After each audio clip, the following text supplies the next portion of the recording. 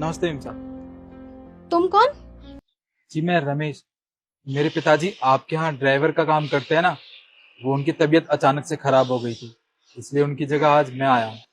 You know what, तुम lower class लोगों की ना यही प्रॉब्लम होती है। छुट्टी चाहिए होती है तो तबीयत का बहाना लगा लेते हो। खैर ये सब छोड़ो, और मुझे ये बताओ, तुम्हें इतनी सी भी सेंस नहीं है कि अगर ड्यूटी पे जाते हैं तो किस तरीके से कपड़े पहनते हैं? एटलीस्ट प्रेस तो करवा लेते थोड़े से। साहब, माफ कर दीजिए। वो क्या है कि पिताजी की तबीयत रात को अचानक खराब हो गई थी, तो इसलिए उनको अस्पताल ले जाना पड़ा। अब पूरी रात वहाँ था, अब सोया भी नहीं हूँ। आज सुबह घर आया हूँ तो जैसे कपड़े मुझे मिले वैसे ही पहन के मैं आ गया। प्रेस करने का भी टाइम नहीं मिला मुझे, और सुबह से कुछ खाया भी नहीं मैंने। पर आप फिक्र मत कीजिए, आगे से ऐसा कुछ नहीं होगा। माफी? अरे तुम जैसे लोगों को माफी का मतलब भी पता है? अरे तुम जानते नहीं हो क्या कि मुझे डेली कितने बड़े बड़े लोगों से मिलना होता है, मेरी कितनी मीटिंग्स होती है उनके साथ। और मैं वहां पे तुम्हें इस हालत में ले गई तो मेरी कितनी इंसल्ट होगी। लेकिन तुम्हें क्यों पता होगा? क्योंकि तुम अनपढ़ हो ना। थोड़ा सा पढ़ लिख लिए होते तो तुम्हें नॉलेज होती कि ऐसे लोगों के साथ किस तरीके से जाना पड़ता है, कैसे कपड़े पहनने पड़ते हैं। खैर छोड़ो, किसके मुंह लग रही हूँ मैं भी। और फटाफट मुझे ऑफिस लेके चलो, मैं बहुत लेट हो रही हूँ। पता नहीं किसके मुंह लग गई सुबह सुबह, दिन ना जाने कैसा जाएगा।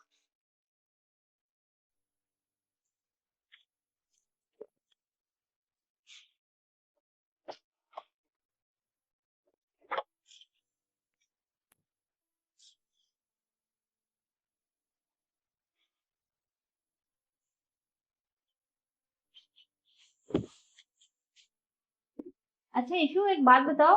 कल मैंने तुम्हें एक फाइल दी थी, वो रेडी हो गई? यस मैम, रेडी है। तो लाओ दिखाओ। ओह शिट, मुझे लगता है मैम वो गाड़ी में ही रह गई है। मैं एक सेकंड मंगाती हूँ। ठीक है। हेलो, ड्राइवर, पीछे गाड़ी में फाइल पड़ी होगी, वो ले आओ तुम ऊपर।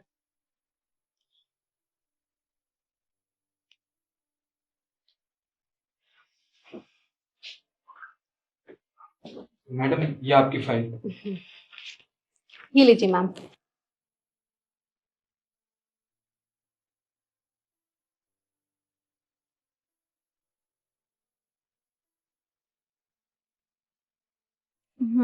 ये सब तो ठीक है।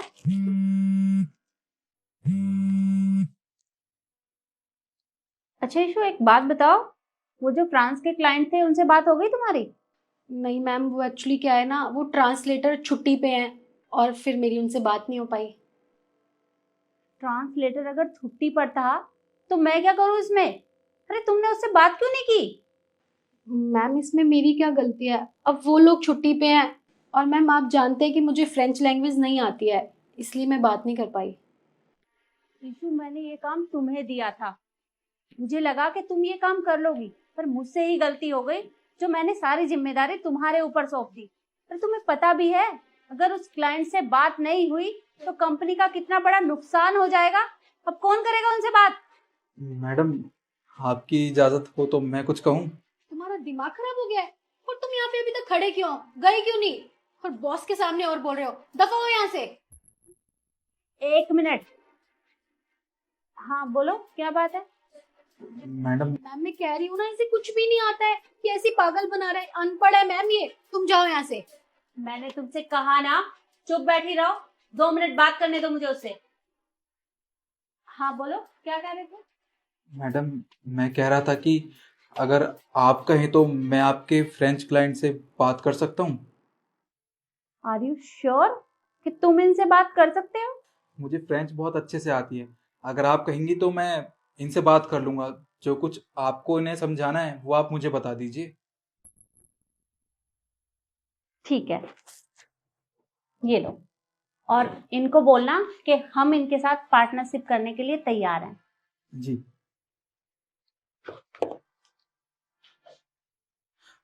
बोंजोर, मोन्सियोर।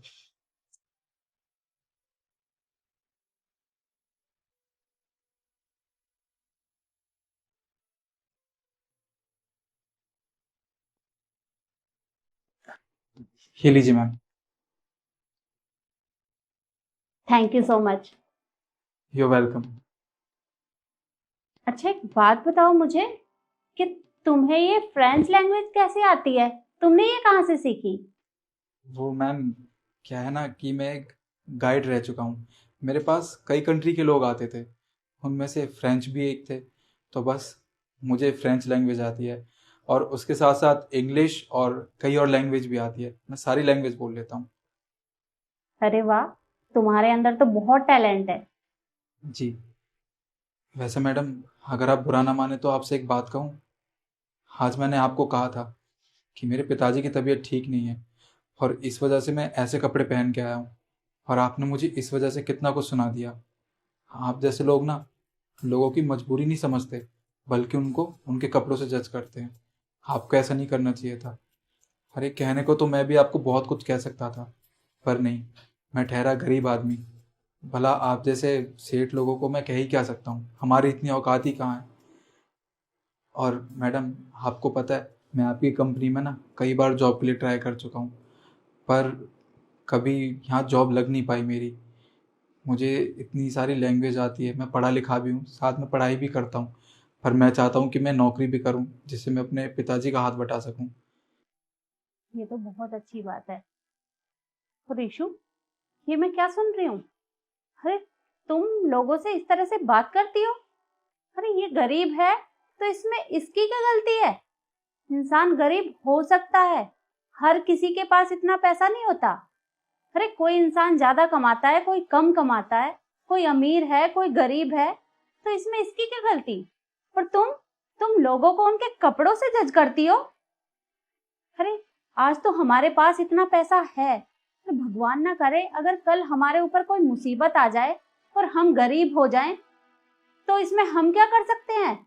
तो क्या तुम फिर भी उनसे इस तरह से बात करोगी? मुझे लगता है तुम्हें इससे माफी मांगनी चाहिए। सॉरी मैम, मैं जानती हूँ मुझसे गलती हो गई है। आज के बाद मैं किसी को भी किसी के लुक से जज नहीं करूंगी। और रमेश, तुम भी मुझे माफ कर दो, मैंने तुम्हें बहुत उल्टा सीधा कह दिया। और तुम्हारे पापा की तबीयत खराब थी, उसके बाद भी मैंने तुमसे मिसबिहेव किया।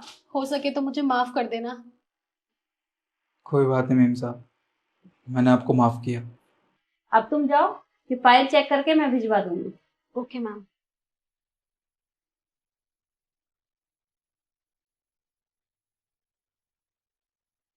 एक मिनट,